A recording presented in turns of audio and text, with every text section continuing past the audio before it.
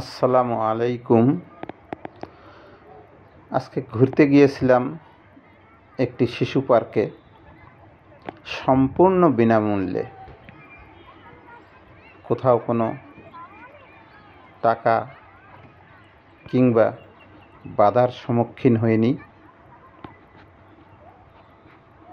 অবসর সময়ে বাচ্চা কাচ্চা নিয়ে ঘুরতে একটু সময় কাটানোর জন্য উপযুক্ত একটি স্থান।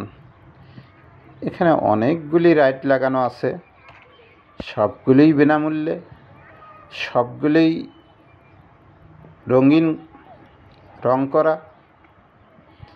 এবং সুশৃঙ্খলভাবে সাজানো, এবং সবগুলি রাইড সচল।